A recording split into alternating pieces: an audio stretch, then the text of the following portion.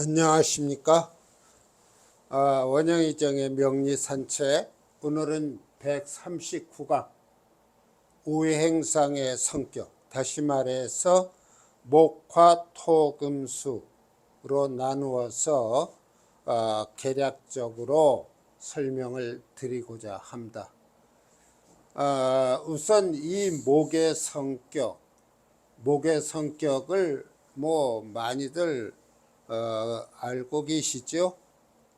이것을 간단히 정리한다는 건 쉽지 않습니다.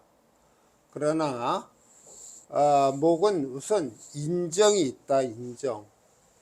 목이 인정, 어질 인자에서 오는 것이겠죠. 그 다음에 목은 강직하다. 여기에 강직하다 하는 것은 주로 간목에 해당되는 얘기겠지요. 간목은 동양목으로서 대들보가 되기도 하지 않습니까? 강직하지 않으면은 그러한 대들보 노릇을 못할 겁니다. 그래서 강직한 면이 있다. 그 다음에 정직하다. 어진 마음을 가진 사람들이 정직하겠지요. 어질면서 정직하지 못하다면 그것은 이중인격자가 되지 않겠습니까? 그 다음에 목은 담력이 있다. 담은 쓸개 담자예요. 우리가 목은 간과 쓸개를 가리킵니다. 오장육부에서. 그럴 때 이 담이, 다시 말해서 쓸개가 튼튼하면, 건강하면 담력이 있어요. 겁도 없고요. 매사에 적극성을 띠게 됩니다. 흔히 우두머리 기질이 있다. 그러니까 선봉에 서기를 좋아한다. 어떤 조직이 있다든지 어떠한 회사 같은 데에서 이 간목 같은 경우에는 남보다 위에서 부리는 것을 좋아합니다. 그래서 간목 기질을 가진 사람들은 어떤 월급 생활을 하기가 힘들어요. 남 밑에서 지시받고 부림을 당하는 걸 굉장히 자존심 상하게 느낍니다. 그 다음에 목은 기쁨을 나타내기도 합니다. 만물이 소생하는 봄이 되겠지요. 꽃들을 피우고 또한 그 따사로움 속에서 온갖 기쁨을 만들어내는 것이 또한 목입니다. 우리 인간사에서 경사스러움을 나타내기도 합니다. 아무래도 경사스러움이 많은 그러한 가정이거나 개인에게 항상 행복이라고 하는 그러한 느낌을 갖게 만들 겁니다. 그 다음에 굳어진다. 점점 자라면서 굳어진다. 역시 간목과 관계가 있겠고, 을목의 경우에도 1년 식물이 아니면 단연 여러 해를 사는 그러한 을목들이라면 굳어져서 나름대로의 목질을 형성합니다. 그 다음에 이 목은 우리 인체의 신경망과 같습니다. 그래서 신경성을 나타내기도 해요. 어떤 사주에서 목이 태약하다. 그런데 형을 당한다든지 충을 당한다든지 하면은 이 신경 질환으로 변하게 됩니다. 그래서 이 목일주들이 되게 신약하면은 이런 신경성이 강해져서 아주 매사에 신경질을 부린다든지 또는 우리 인체의 팔다리 이런 사지에 어떤 냉하다든지 또는 너무 뜨겁다든지 하는 그러한 불안정성을 보이기도 합니다. 목을 한마디로 얘기하면, 다시 말해서 간목과 을목을 한마디로 얘기하면 곡직이라고 얘기할 수 있습니다. 이 곡자가 구불곡자예요. 그러니까 을목들의 경우에는 이렇게 잘 굽어요. 제멋대로 그 어떤 그 자연 환경에 따라서 모습을 누이기도 하고, 또한 높이 자라도 가지들이 늘어지고 하는 그런 곡선을 그립니다. 그러나 간목과 같은 경우에는 곧아요. 그래서 아주 곱게 높이 자라려고 하는 그러한 성질이 있는 거죠. 그래서 간목, 을목 이런 목을 통틀어서 하나의 단어로 얘기한다면 곡직이란 말을 얘기할 수가 있습니다. 우리가 오래전에 격구 용신을 배울 때에 곡직격이라고 하는 것을 배운 기억이 있을 것입니다. 자, 그러면은 이 두 명조를 놓고 이 목이 이러한 성질들을 담고 있는가를 살펴보겠습니다. 우선 이 명조에서는 수생목 이렇게 돼서요, 목의 기운이 이렇게 태왕합니다. 인이 한 목이 되고 인이 세 개가 돼요. 그래서 이 명조는 굉장히 간목이 태왕한 그러한 기질을 갖고 있기 때문에 설기를 시켜야 돼요. 목생화, 화에서 토로, 굉장히 명료한 운만 따라준다면 간목으로서의 이러한 기질들을 나타낼 수 있는 그러한 사주가 되겠습니다. 이런 명조를 가진 사람들한테는 여기에 긍정적인 면들을 얘기해 준다면 부인하지 않을 것입니다. 그 다음에 요 사주는 목일주는 아니에요. 경금일주인데 여기서 보면 목의 세력이 굉장히 강합니다. 이런 식으로 쭉 간다고 볼 수가 있어요. 여기서는 이 사주와 달리 경금일주가 굉장히 태약합니다.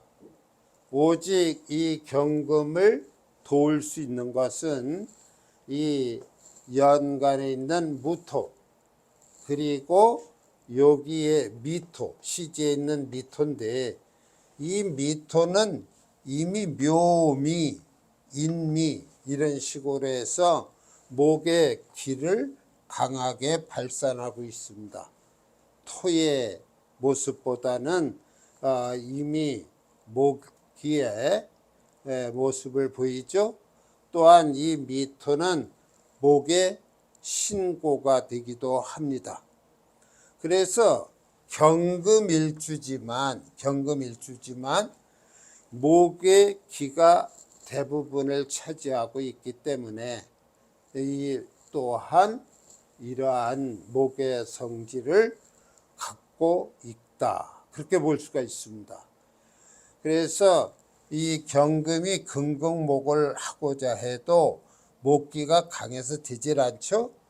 다행히 수가 있어서, 개수가 있고 자수가 있어서 금생수, 수생목 이런 식으로 돌게 되겠습니다.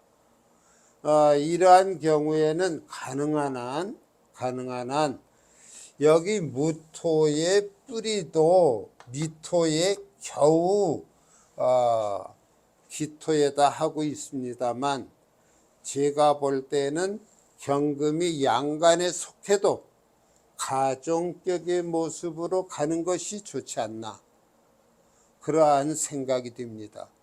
그래서 종격의 모습을 띠는 게 이 운의 흐름에 따라서 물론 차이가 있겠지만 오히려 종하는 것이 원만한 사주의 모습이 된다, 그렇게 볼 수 있습니다. 그러나 이 사람의 경우도 이런 목의 특성들을 간직한 그러한 사주라고 할 수 있겠습니다. 자, 그 다음에 화의 성격을 보겠습니다. 우선 화는 예의를 나타내죠. 그 다음에 화라고 하는 것은 밝음이에요. 병화라든가 온 세상을 이렇게 비추어 주고 만물이 잘 자라는 것을 즐겨합니다. 그래서 명랑하다. 이 화는요, 직언을 잘합니다. 그러니까 남에게 어떤 그 상대방의 단점이 느껴진다든지 또는 어떤 옳지 못한 행동을 한다든지 하면은 서슴지 않고 직언을 해요. 이 직언을 해서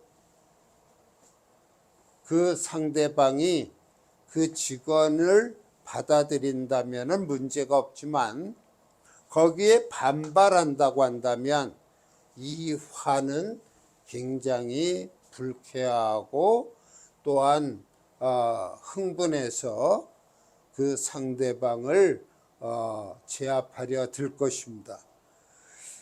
화는 또한 조급해요. 조급합니다. 성질이 급합니다. 그냥 활활 타오르는 불길을 보고 있으면 여유라는 것은 없습니다. 온 세상을 태울 것 같은 그런 조급함을 보이죠. 또한 이 화는 쾌활하다, 즐겁다, 그렇게도 볼 수 있고 유쾌하다, 그런 면도 볼 수 있습니다. 그 다음에 다변, 말이 많아요. 좋게 얘기하면 표현력이 좋다고 할 수 있겠죠.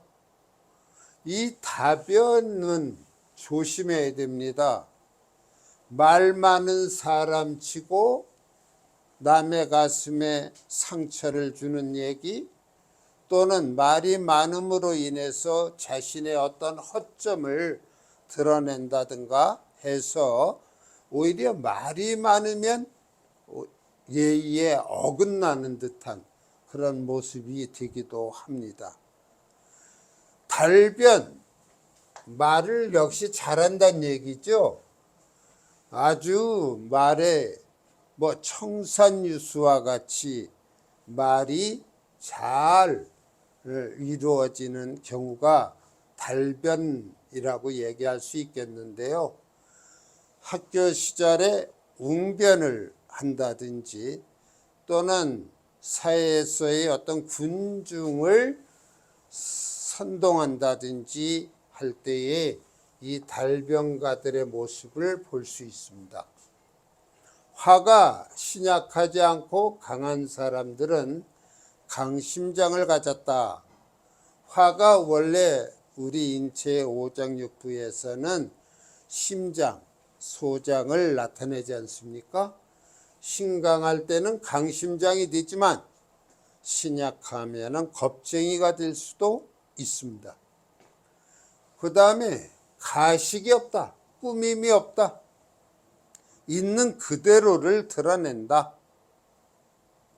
그래서 가식이 없기 때문에 거짓말을 잘 못합니다. 자기가 어떤 비밀이 있더라도 그 비밀을 잘 노출시키죠. 남이 부탁한 그러한 비밀도 결국은 다른 사람에게 전달이 돼서 비밀이 들통나기도 합니다. 소란스럽습니다. 말도 많고 고함도 지르고 성질대로 길길이 날뛰기도 합니다. 그래서 소란한 면도 있고 고성, 높은 소리를 낸다는 얘기죠.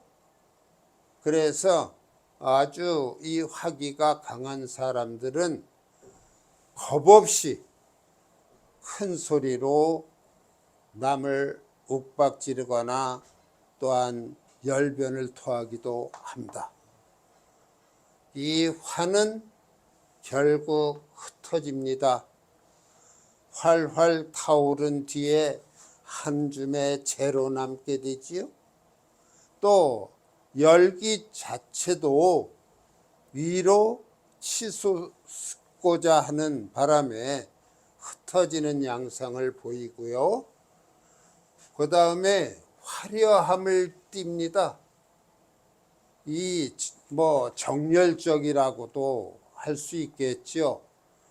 이 화일주들이 어떤 지나치게 왕하면은 이 화려함 때문에 해가 망신하는 경우도 있습니다.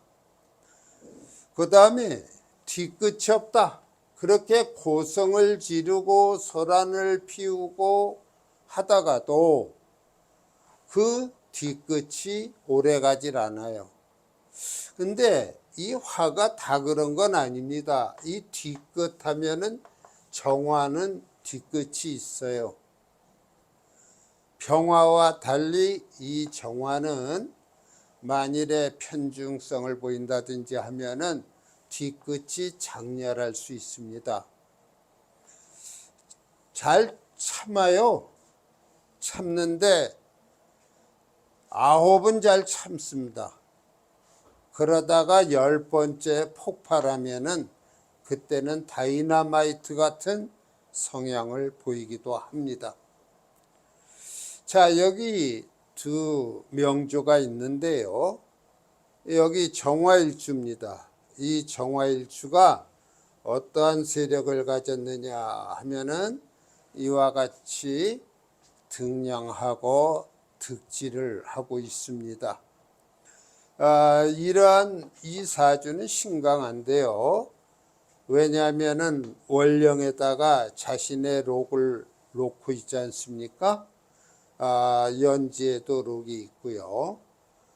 신강하기 때문에 이 사주 정화는요, 여기 있는 금을 갖다가 용신으로 삼을 수 있습니다. 화극금, 재가 용신이 되죠. 관이라고 한다면 수가 있어야 될 텐데 이 사주엔 수가 없습니다. 또한 사주의 구절 보니까 화, 토, 금, 삼기 성상격의 모습을 하고 있습니다. 운이 따라주면은 자신의 능력을 이러한 모습으로 잘 드러낼 수 있는 그러한 사주가 됩니다. 또한 여기 미신이 있어요. 이것을 우리가 천관지축에 이제 나중에 배우겠습니다만 지축에 해당이 됩니다. 수레가 천관이 되고 이런 사람들의 경우에는 예지력, 앞을 멀리 내다보는 그러한 선견 지명도 있습니다. 자, 그 다음에 요 사주는 역시 정화일주인데 거의 전부가 자기 세력이에요. 이 목은 그냥 목생화로 그냥 타버립니다. 그래서 이런 경우에는 우리가 전왕격이다 이렇게 얘기를 해요. 이러한 명조는 오히려 용신이 목과 화 쪽이 됩니다. 목화가 되고 설기가 되는 토도 괜찮습니다. 이렇게 볼 수가 있는데 여기 화가 쭉 있는데 암장을 들여다보면 기토가 다 있어요. 여기 이렇게 기토가 있어서 오히려 토의 기, 그런 설계하는 작용, 그것도 대단히 좋습니다. 제가 가능한 한 좋은 명조들을 예로서